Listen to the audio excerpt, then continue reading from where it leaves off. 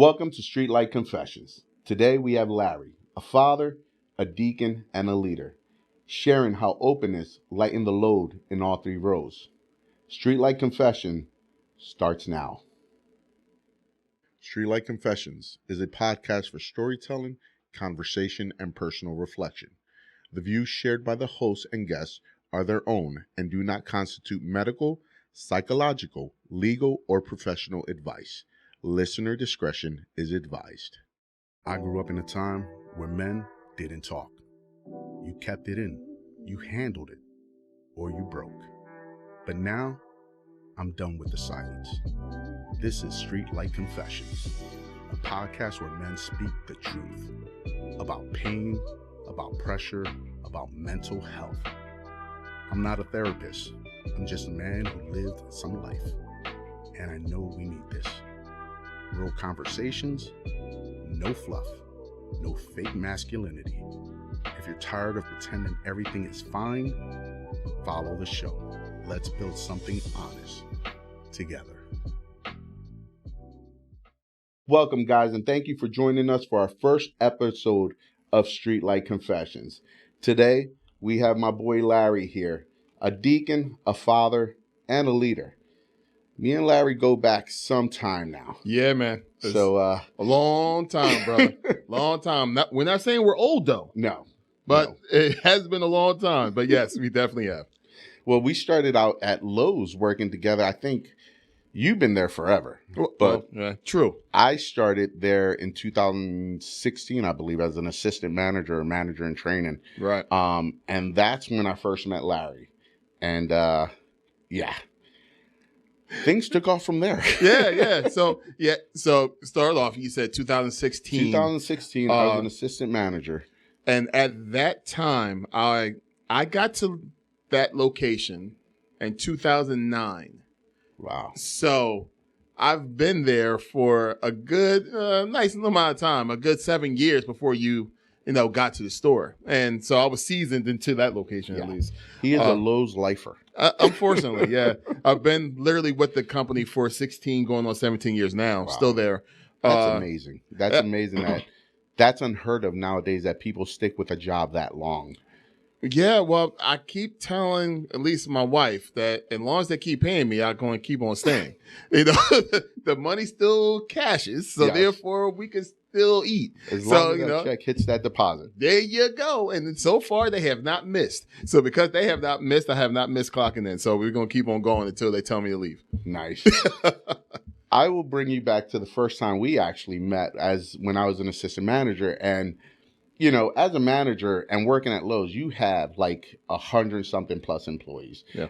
During our 100 days of hell, we have roughly about 200 employees. Mm-hmm. And most people working at Lowe's, when I worked there, they were not happy. But Larry, you always had a smile on your face, dude. Like you never felt like anything was ever wrong with you. Which I know is, as being a man, that is not the case. Facts. Facts. But like, always cheerful, always smiling, always helping, going above and beyond with customer service, and you're just genuinely a good person. And I truly believe that you meet people and people are put in your life for a reason. And I'm very big on personality, and I connect with people with personality. And I felt like with you, there was a genuine connection right from the beginning. Mm-hmm. And, I think it started off with football and the Eagles, and we were doing a poll. Maybe. Yeah. Maybe. And that's how we really got into it, because that's how I met. Me and Tone was my department manager, Tone from GNT Sports. Yeah, go and figure. I beat him by 0.2 points and won the championship that year, but that's another story. But yeah, so tell the people, dude, who's Larry? It's a really good question. And I promise you that I'm still trying to gain that answer every day. And I don't think that's a odd thing to say. I think most folks, if you really look down and look at your life and everything that kind of transpired through it, you kind of question the person that you are at times, and I'm happy to say that I do have at least a little bit of an answer. Larry is extremely humble and extremely grateful for where I'm at in my life, for the things that I have, as big or as small as it is. I'm grateful for the folks that I have around me. And I'm grateful for the family and the people that's important to me that's actually still there. I'm grateful for the lessons that I learned with the people that's been around me. I'm just grateful. So the Larry that you normally see on a regular basis, the reason why I can walk around with a smile on my face, in spite of what it may look like, in spite of what it may actually feel like, there's going to be that sense of humbleness and gratefulness in me that's always going to show first. Now, I can say that happiness and stuff like that is not always what's going on the inside of me. But I can honestly say at the end of the day, I can literally say hallelujah anyhow. Regardless of what it may look like, I know what it could have been. Right. And I know where I came from to show that type of gratefulness. So you're always going to find Larry, the definition of Larry is going to be humble and grateful. Nice. And that's what you're always going to see. And I would agree with that. I would agree with that. At working with you at Lowe's and working with you part of Geeks at the Nerd Table, before you went on to GNT Sports, and now I'm with these guys at GNT Geeks at the Nerd Table. Yeah, my guys.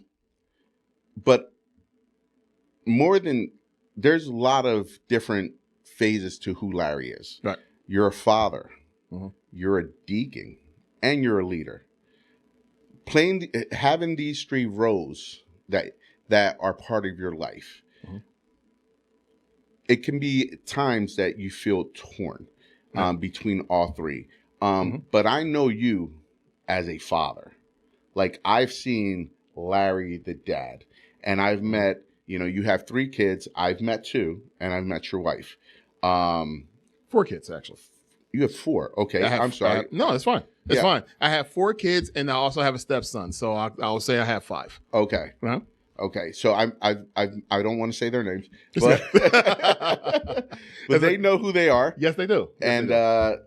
Very important people to him and to us as a family that we've grown separately from his own personal family. We're the family he chose.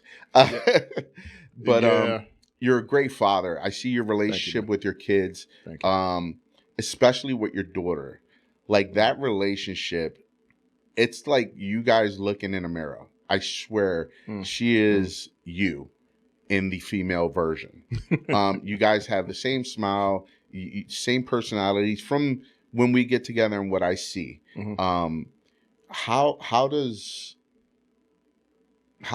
being a father... How does being a father measure up to everything you expected of fatherhood to be? Oh, wow. Good question. So I always narrow down to fatherhood from the lens of my own father. So I'm real quick to say each and every time to everybody that's listening that I literally have the greatest father that ever lived. Now, it's awesome. Not talking about your dad, because maybe your dad is the greatest father that ever lived, but I'm just talking about mine. My father is the greatest example that I have. And trying to catch up to being the man that he is has always been a goal of mine. Because when I've gone through pain, my father showed me what love was in the midst of that pain. When I'm joyous of a situation, he showed me what it's like to be joyful for someone else that's not you. He's always been that example for me. So because he's always been that example for me, measuring up to be the father that I am today, a part of me thinks that I still have work to do because of how great that I put my father on that pedestal. So what it does, it allows me to never stay stagnant in the place where I'm at as a father. It always forces me to strive for better of me as a person. Just so I can always be there for my kids in every aspect and situation. To know that no matter what it may look like, feel like, and be like, I'm always going to be there in some kind of way. And that causes me to kind of turn myself into a revolving door of making sure that I'm reliable for them. And as a father and God, as a man, that's tough to do. It's tough to say that I'm going to be there for my kids in every aspect. That's tough, man. It's very tough. Because it's a lot of killing of self in order for you to raise up this. You know what I mean? Oh, I know exactly, because as you know, and as most people know, I have 6 kids. Mm-hmm. And as a father should, he raises his kids. And sometimes you have to put yourself in the back burner. Absolutely. And that's a sacrifice that we do that they don't know about. Mm-hmm. But they're not supposed to know about it. Right. They're not supposed to see the sacrifice, because that's what we do as men. That is, we're supposed to be the beacon of hope and strength for them. Mm-hmm. And, from my relationship with you, I know you're a great father. I know you do a very excellent job of being a father and being there for your kids. Thank you. Have you ever had that conversation with your father where he has said, I'm proud of you, you're doing a great job being a dad? Or has he given you that? Because we always look to our fathers to give us that, you're doing a good job. Yeah, way to go. On the back. And that means so much. And they don't realize it because they're boomers for me and you. So sharing emotion and sharing feelings, that's not what they do. No. So no. To that question, have you and your father had that talk, and how has that made you feel? The reason why, once again, I say my father is the greatest man and the greatest father that ever lived, love you, Dad, is that the answer to that question is yes. So my father, at multiple times a year, or out of nowhere, he would just shoot me a text and say, my son, to whom I'm well pleased. To my Bible guys out there, you know where that's from. Yeah. But emotionally, all I do is try to emulate what he's done as a father. And not emulate meaning trying to do everything exactly the same. It's emulating meaning to have the same type of relationship with my kids the same way that he has with his. And with me always striving for that type of relationship with my children, to have the one that's my example, to say, my son, claiming me, because I am his eldest son, to whom I'm well pleased. That means everything. That means everything. That means that whatever that I'm trying to do in life, I may not be that billionaire that I may have been dreaming about when I was 5 or 6 or 10 years old. I may not be that, that scholar that I was looking to have. But to all things that happen in life, and for me to fight and struggle and do everything that I've done to make sure that there's rice and beans on my plate at night for my kids, to hear he is well pleased through all of that. That's amazing. That truly is amazing, because I think a lot of fathers forget to tell their kids that. Yeah. I think that we think, being Gen X and being boomers, that we provide food on the table. We pay the electric bill. Mm-hmm. That should be your thanks. Like, for a father to recognize his son and give him that reward, because that's a reward. Yeah. To me, that's like giving me a Golden Globe, to hear your parents are proud of you and they're proud of the man you've become, and you're the man that you became because of who your father is. Yeah. That's amazing. Yeah. And the thing is that it's reciprocal. I tell the world that he's the greatest father that ever lived, but I also tell him. Yeah. I tell him how important he is to me. And that's awesome. And like I can see it as I talk to you. Like I see it in your face. I hear it in your words when you speak about your father. You have so much pride. Yes. Of him and so much respect. And you could see it by the way you talk about him. So I'm sure Mr. Marshall, if you're out there watching, I'm sure he appreciates hearing that. Oh man, that dude will wake up a room. He is the party starter of every situation that we've ever been in with the family, what have you. He is that guy. He is that guy. And it's funny because the perfect example that I give for my father, I'm like, you see me as a person, imagine me more outgoing. That's my father. Wow. I couldn't even imagine. Exactly. Because you're pretty outgoing. Exactly. So no, he's, like I said, he's always been my example in almost in every aspect and phase of my life, and he's still doing it today. So, awesome. But he showed me the importance of having a father in the house, having a father around, in spite of it. It's good to have a father and a good father around. So that brings me to the point of your other role as a deacon. Mm-hmm. So you shared that going through divorce as a father and a deacon was difficult. Yes. In your life. Mm-hmm. How did opening up about that experience help you stay connected to your kids and your congregation? Yeah. So ended up being that when I was going through my divorce, when I was going through my separation, that was well before I became a deacon. So that was years beforehand. But what it does is it turned me into the man that I am today, to be able to share my pain and my struggle and my way out with the people of my church and my congregation.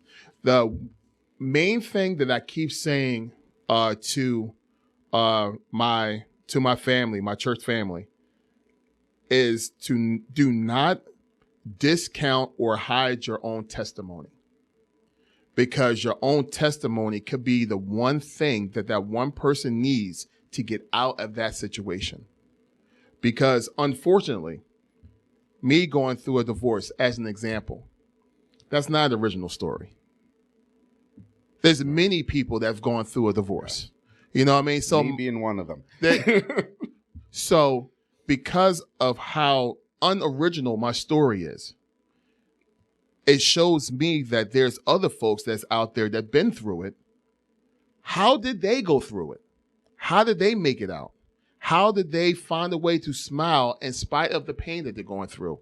How did they live with the fact that your children has moved 3 states away, but still have a relationship? How did you make it through that? And what it did was it gave me my own examples that I needed to just keep on pushing through the pain.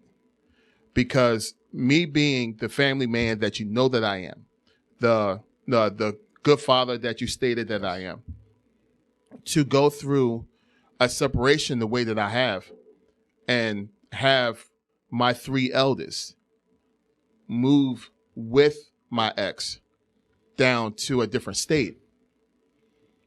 It's like an hour or so away. That's tough, man. Yeah.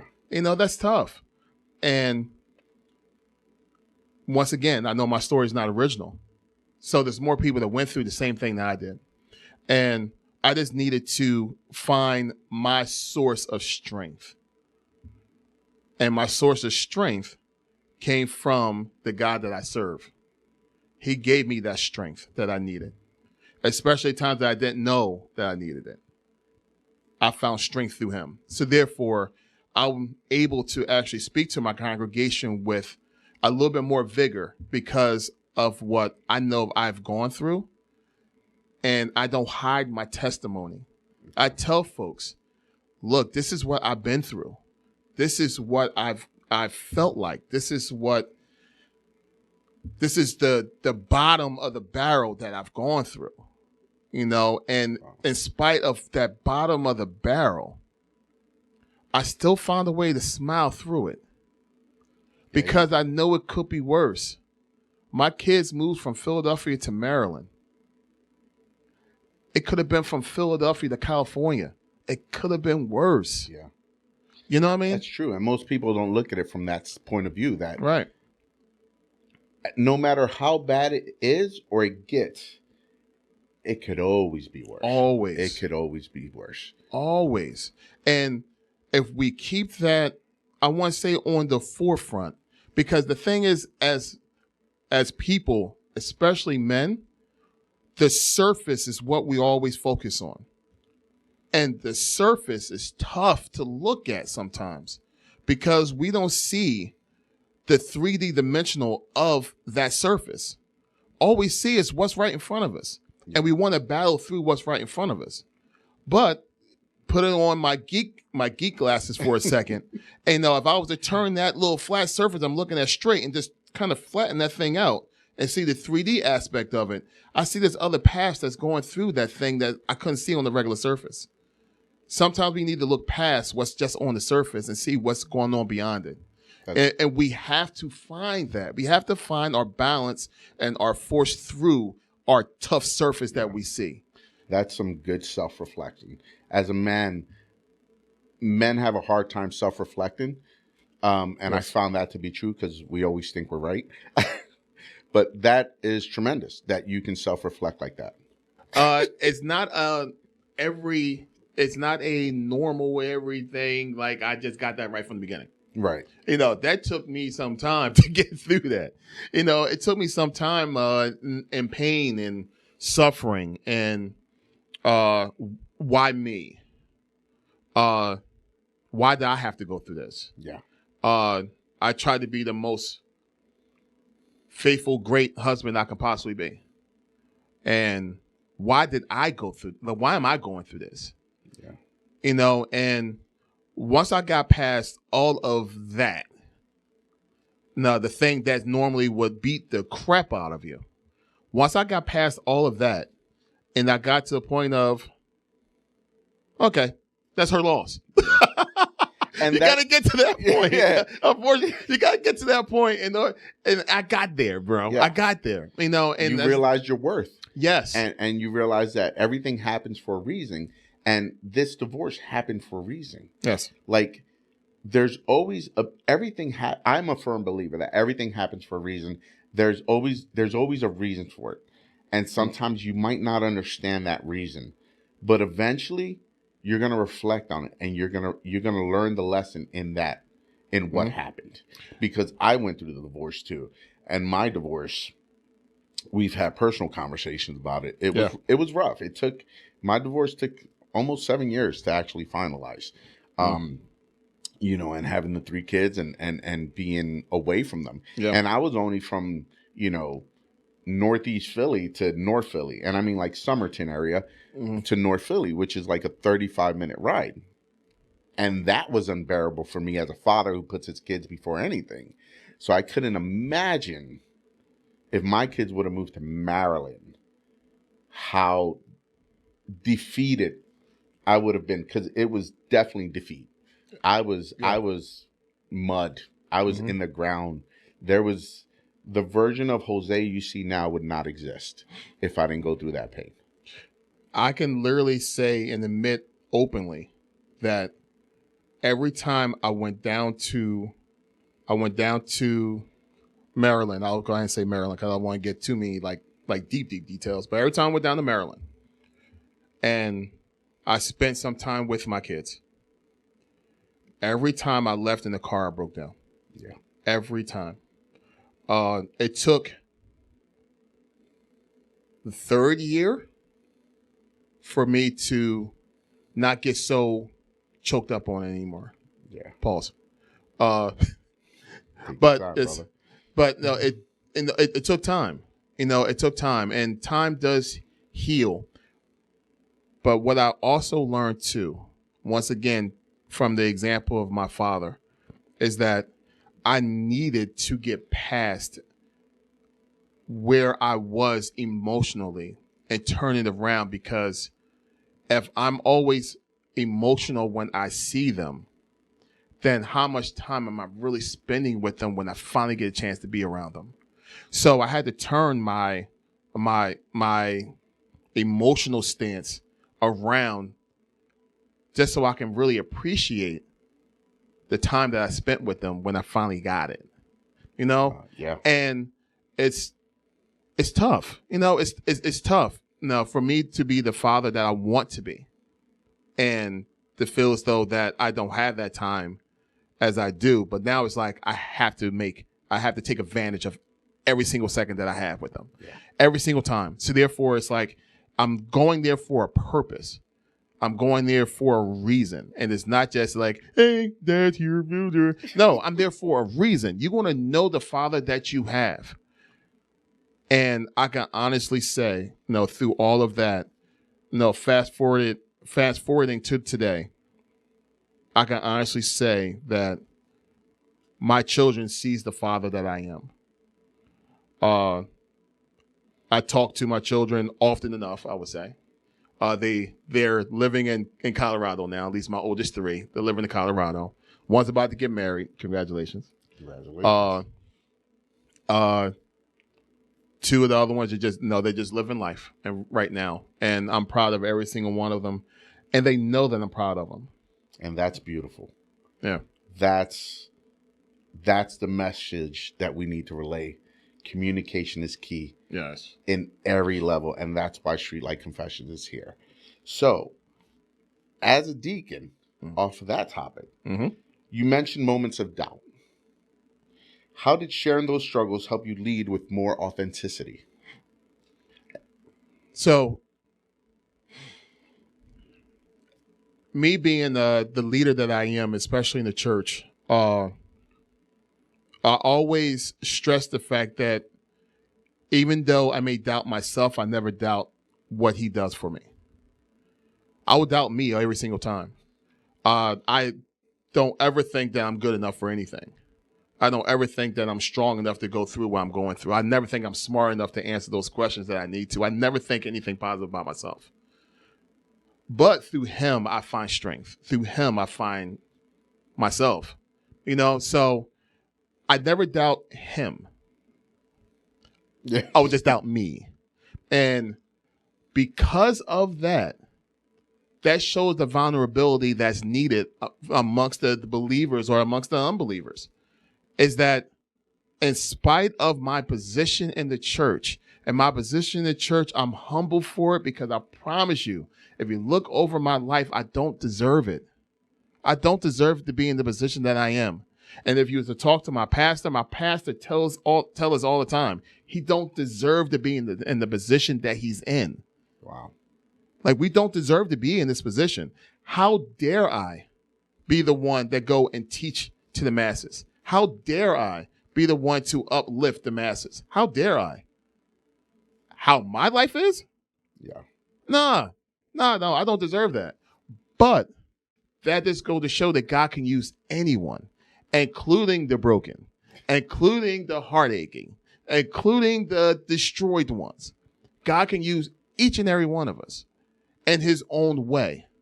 So I help my congregation through my pain and suffering and destroyed matter that I was in, to show that, once again, if I'm able to make it, they can make it too. If I'm able to say yes and smile, they're able to as well. And sometimes we just need that example that's in our lives or that's around us.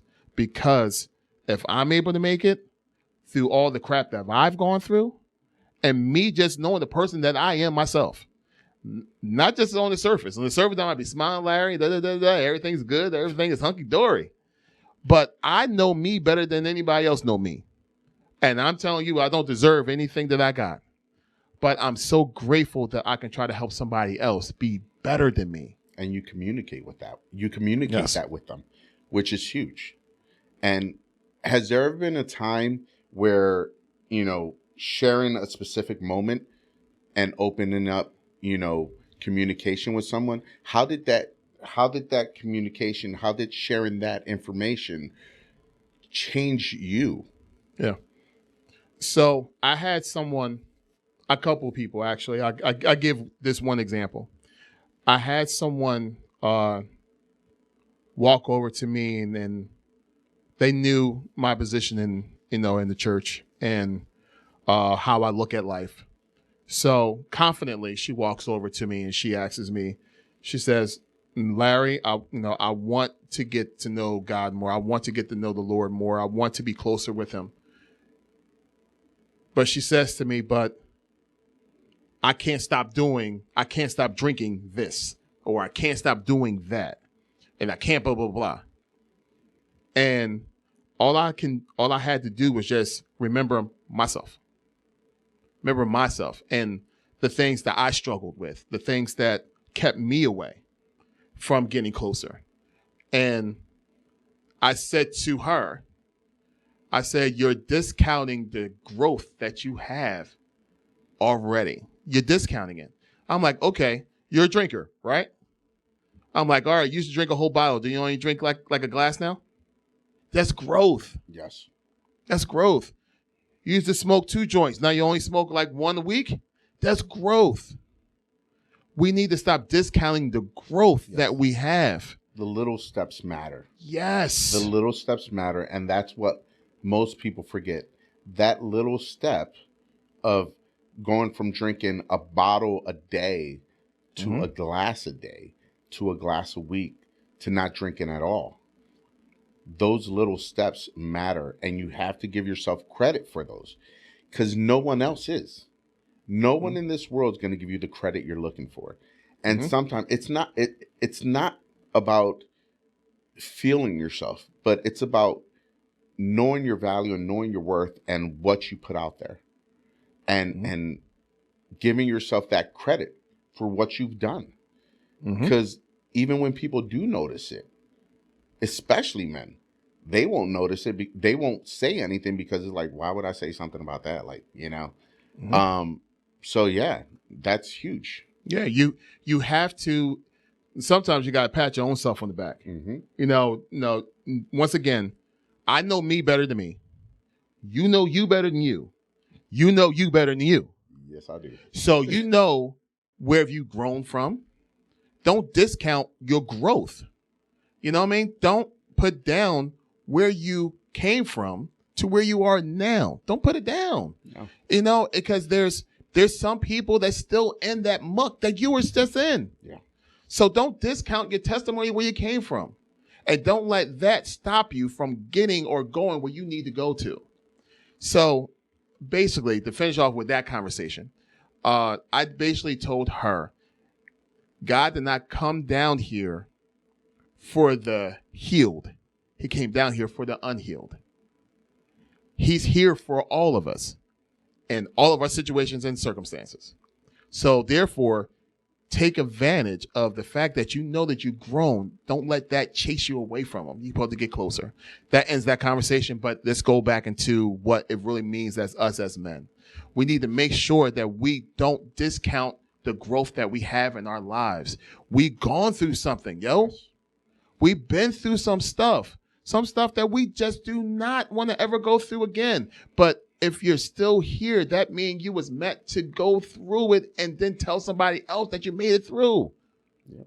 How dare you go through something and not share that with somebody else? Because that somebody else needs to hear what you've gone through. Because I need to know I can make it through it too. And that's where we fail as men. Yes. We're too quick to not speak up because we don't want to show vulnerability and we don't want to show that we care, because the stigma that comes with as being a man, being too observant, and I'm here to raise my brothers up. I want to see you succeed. I want to share that growth. Everyone has a story. Everyone needs, your story can help the next person. My story can help the next person. Your story out there can help someone sitting on the other side of this camera deal with their battles and their scars and their wounds. Because we don't know what people are dealing with. It could be divorce. It could be custody. It could be mental illness. It could be abuse. It could be all types of things. we need as men to open up more and share our stories. We need to break the stigma that it's a bad thing to open up to other people. Right. Because we can all learn from each other. We truly, truly can. Absolutely. You know? Absolutely. And it's actually a disservice if we don't. Yeah. It's a disservice. It's so painful to hear, like on the news, and you hear, how something ends, and you go like, man, I've been through the same thing, but you're still alive. Yeah. That person not here no more. Like, what if they would have heard that they could have made it? Could have made them. Could have showed that person that although I went through a 7-year divorce, I met my wife and had 3 more kids. And now I have 6 and I have a beautiful family. Mm-hmm. And I love my kids. I love my house. I love my wife. I love what I do. And that wouldn't be possible if it wasn't for the stories and the struggles that we went through. Absolutely. And there is light at the end of the tunnel. It might seem like it's far, far away, but there is definitely light at the end of the tunnel for everyone if you choose to hold on just one more day. Exactly. It's when you hear all the time, especially in the sports world, I'm just trying to get 1% better every single day. You hear it all the time. It's like, we as a team, we just trying to get 1% better every single day, because if we put forth that effort, we're going, okay, put forth the same effort in life. Yeah. Put forth the same effort in life. And yes, I did have a divorce. Yeah. Yes, my 3 kids left. Moved to another state. I am married right now. I have a child that's about to go into college. Yes, you do. I don't have to pick her up and drop her off. She drives her own car to go back and forth everywhere she wants to go. Because you chose to be here one more day. Exactly. You chose that you knew deep down inside that things eventually have to get better. Mm-hmm. When you hit rock bottom, and I don't want to sound cliche, but when you hit rock bottom, there's only one way to go. Correct. There's no other way. Mm-hmm. Hopefully there's no other way. No, well, yeah. And then that brings me to, the times you do choose to share your struggle, which can be difficult to do. How does that impact your leadership and also your family? Yeah, because it has to impact both. It does. I just refuse to make it impact it negatively. I take power and ownership into my own life and the things that I share. I take ownership on it, and I know for sure that the things that I've gone through and the things that I share makes me the person that I am today. I have to have pride in where I'm at right now because I'm humble for where I'm at. I'm grateful for where I'm at. So you can't have gratefulness without being pride. I don't want to say negatively prideful, but you can't be where you at and happy about where you're at without being proud of where you're at. Because I know where I was. So if I know where I was, I had to be happier where I'm at because I know I'm not where I was no more. You see what I mean? Yeah. So I'm grateful for where I'm at because I know I ain't there no more. Yeah. So, yeah. So when I share this thing, I'm like, yeah, that's where I was. This is where I'm at. I'm grateful for it. Yeah. So my family would actually look at me as like, wow, Dad, that's what you're going through? Real, yeah, for real. That's exactly what that rumor was about me. Yeah, it was this. I would share that.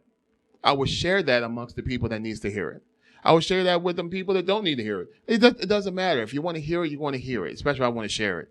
But it doesn't impact my situation negatively in any kind of way. Why? Because if I'm telling it, that means I have the power of it. Nobody's going to take away my power if I'm the one that's giving it out to them. You don't have no power over me when it comes to anything I'm going to share with you. How dare you? Yeah.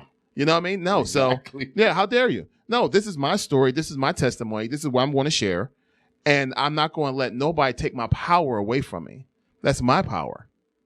And I'm willing to share it to better somebody else. That's beautiful. And if you look at it in any kind of way to try to shame me for it or anything like that, okay, no problem. Yeah. I gave you my story, but guess what? I didn't give you the story from beginning to end. You missing out some parts of that story. Yeah. And those parts that you're missing out, you don't know how much time I cried. You don't know how much time I was on my knees. You don't know how much time I was saying, woe is me. You don't know all those things. But I'm sharing to you that I made it through. That's the end result. So therefore, you're not going to take that power away from me. Yeah. And that brings me to something that I actually spoke to my kids about the other day, especially my youngest daughter, Madison. Not my youngest, my middle daughter, Madison. I was like, people will always say things about me. And people will always perceive me to be one way or something else. Or they think they know something about me. Mm-hmm. Unless it came from my mouth, just think it's not true. Mm-hmm. Don't believe it unless it comes out of my mouth. Because people are always going to hate. And people are going to, if they think I'm this type of person, then okay, I'm that type of person. To them, I'm that type of person. Right. Who cares? Mm-hmm. It doesn't affect me. I still come home. I still see my kids, my 4 dogs, and I get to hang out with my friends and, have good conversation, meaningful conversations. Which brings me to a point.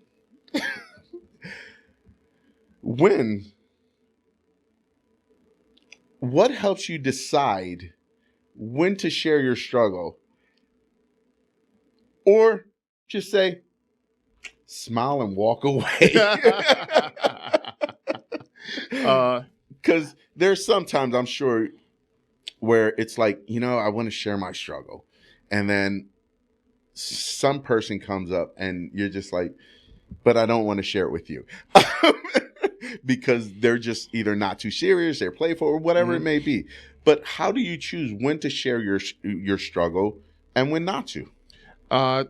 Wisdom would tell you that, in all honesty. The Bible says, "Don't cast your pearls amongst the swine, or they'll just trample over them." So I don't always cast out every single thing of goodness, of positivity about everything that's in this world, especially the things of God, to everybody at every single whim, because that's not. I never thought that was beneficial anyway. I think my everyday walk is the most beneficial thing when it comes to how I carry myself for God. My walk, naturally.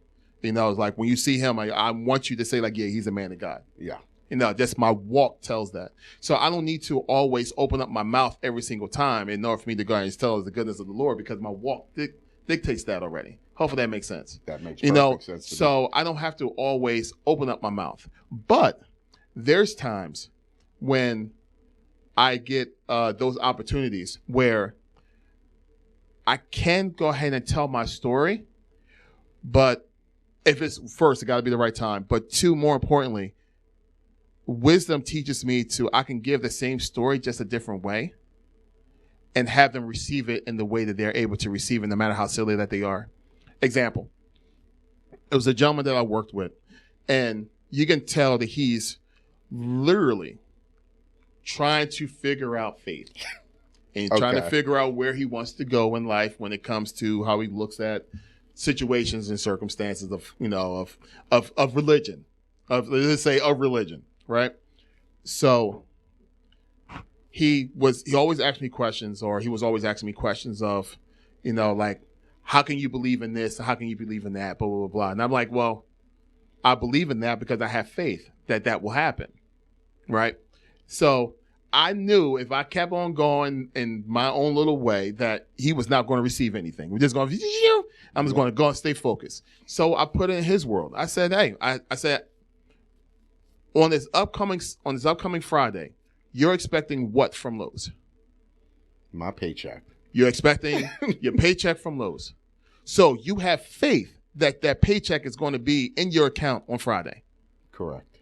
There's no evidence of there to say that they're going to definitely put your paycheck in your account on Friday. Correct.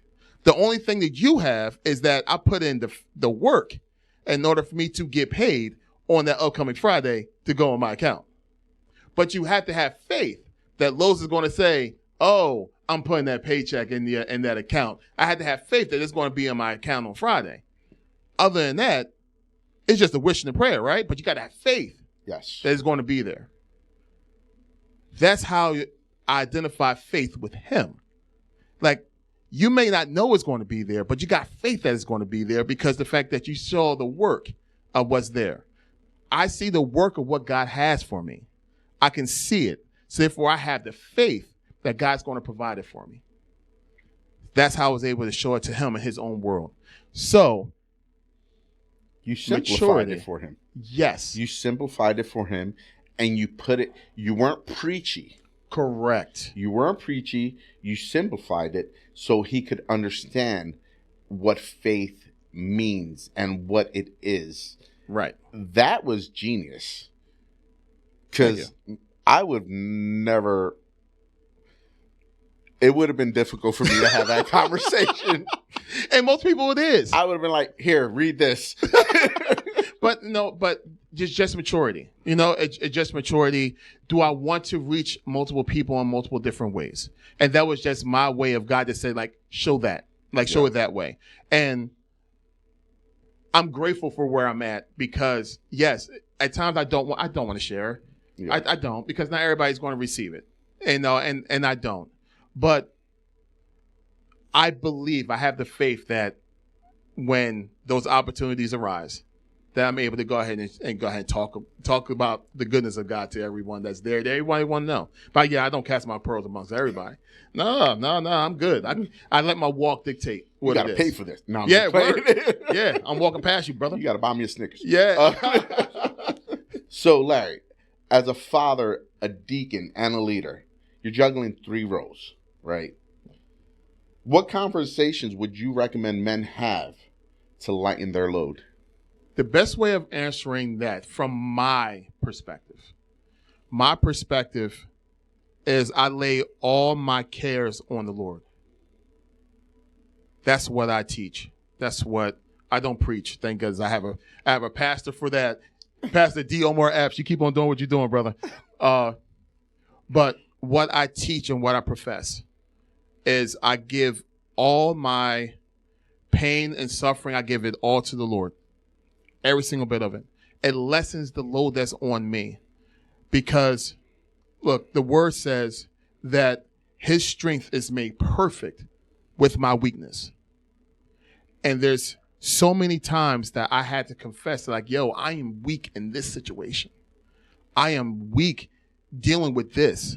I am weak being able to do this. I had to confess multiple times, multiple times a week, of the things that I'm just weak on. And I give it to him. Let him go ahead and find a way to strengthen me in those parts of my weakness. So, to make it easier for men, in my way, when it comes to faith, I give it to him. How that looks like, everybody give it to God their own special way. Sometimes it's I give it to him in prayer. I don't ask like a genie for him to fix it. I ask him to give me the wisdom to go ahead and go forth the way he wants me to. I just give it to him and let things work its way out. But I will never give up. I will never stand down. I will continuously move forward. That's with my faith. That's with my family. That's with me as a leader at my job. Wherever what it is, I'm always going to move forward. But I move forward in faith, knowing that I gave it to God the way I needed to. I know it's in his hands. I just need to make sure that I walk in the blessing that he's going to give me. I have to have that faith that once I give it to him, he's going to make a way out of no way. And I can honestly say that I can say that because my own life, I can reflect back when I did give it to him and he did make a way out of no way. I know for sure that he has. Right. I can't tell you how many times, and this is a personal story without, I don't think I ever told you this. I'm sure y'all guys never heard because this is a brand new podcast. But there was a time when my wife was working as one of the head chefs. She was the head chef. She was doing her thing, cooking like crazy. Bam. Spine injury. Stopped working for years. My wife is now medically retired even today. Wow. Imagine having 2 incomes gone. Gone. It took her 4 or 5 tries just to get disability.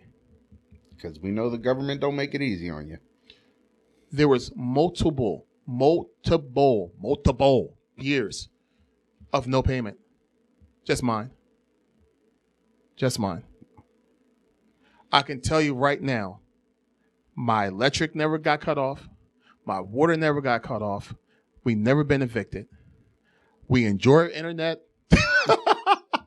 I still have toys. Things in life. Yes, that's important. That's important. Because we stream everything. That's important. I've never suffered a loss. He made a way out of no way for me.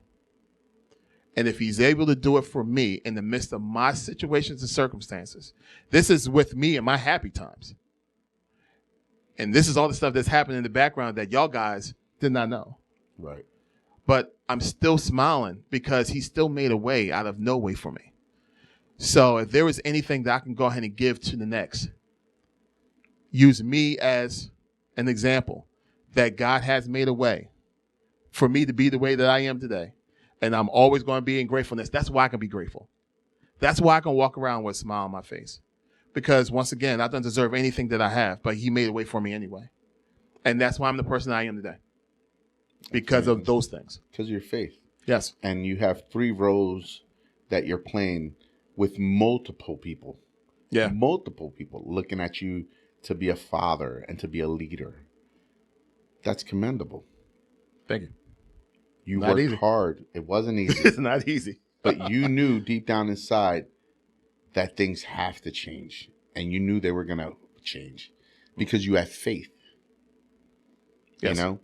And your faith, you know, I don't want to get preachy. Your faith doesn't have to be spiritual. Your faith can be in yourself as far as like having faith in yourself that you're going to make it to the next day. Mm-hmm. And, you know, a friend of mine used to say, when life gets tough and you're ready to check out, tie a knot on that rope and hold on for dear life, just for one more day. And it'll be easier the next. Mm-hmm. That's awesome. And that's just having faith, having belief in yourself, in a spiritual being, in a God, in whoever you look at. Because me and Larry, we've had this discussion. Our faiths are very much different. But we still have conversations about our beliefs as men and our struggle as men and how being a father can be difficult and is a thankless job. And, you know, I've shed tears with this man. Yeah. We've both been through a lot, you know. So with that being said, I want to thank you, brother. I want to thank you for being the first guest, Streetlight Confessions, and to much more success with GNT Sports, with you being a deacon, with you being a leader, with you being a father and a husband. I wish nothing but success for you and your family and your friends, brother. Look, man, I appreciate being here. I mean, look, it's so pretty in here. It's so nice. It's so nice. But no, I'm just proud of you, man. Seriously. It was a humbling thing for you to start something that I felt as though is so needed and so prevalent in this world that's needed now. That we need to be here to have these conversations. And you looked at me as your first guest. No, I'm honored by that, bro. I appreciate that. I'm honored by that because once again, I don't deserve any of this. Right. And I'm always going to hold on to that. But that, once again, that keeps me humble. But more importantly, it really makes me grateful to be around really strong brothers. You know what I mean? It's I can't tell you how many times I said to you just personally, like iron is going to continue to sharpen iron. Yes, it is. It's impossible for me to be rubbed up next to a whole bunch of sharp brothers and not get any sharpness for myself. So I'm honored by being in your presence and you giving me some jewels over the years, man. You gave me some jewels, brother. Try. Now that still resonate even today when it comes to my personal life and especially my business life when it comes to my job. You gave me some jewels, and I'm honored to have you in my life. And I'm so grateful that you chose me to be the first guest on something that I think is so important. And I'll be very 1000% honest with you. When I decided to make this podcast, you were going to be my first guest from jump. I know you have a story to share, and I know it's important that we do this. You know, me struggling with you know, life alone, you know, and then finding men that I can confide in, to share my stories and not feel judged. That's what you gave me, and for that I'm grateful. And you're always going to get that from me. You know? You're always going to get that from me. I'll leave it like this, and this is my example of me. All right, and anybody can take this with them. The reason why that I am, or I continue to try to be the father that I am, I can try to continue to be the best member of my church family, or being that guy at my job every single day. My favorite scripture in the Bible is from Psalms 139. It says, "Search me, O Lord, and know my heart. Try me and know my thoughts, and see if there's any wicked way in me. And then after all that, lead me to the way of everlasting." I ask every single day, search me. See if I'm the man that you want me to be. Am I still the example that my kids need to see? Am I still the example that the church needs to see? Am I still the man that you called me to be? And if I am, then continue to lead me to where I need to go. I'll leave it at that. That's exactly where I am, and that's exactly why I'm here sitting next to you, and why I'm humbled to be with you. With that being said, thank you for sharing your story. Thank you for sharing with everyone that openness is key. Yes, sir. Thank you so much for having me. So, absolute honor. God bless you all. Appreciate you so much. This has been Streetlight Confessions, episode 1. Until the next time, guys, keep the light on.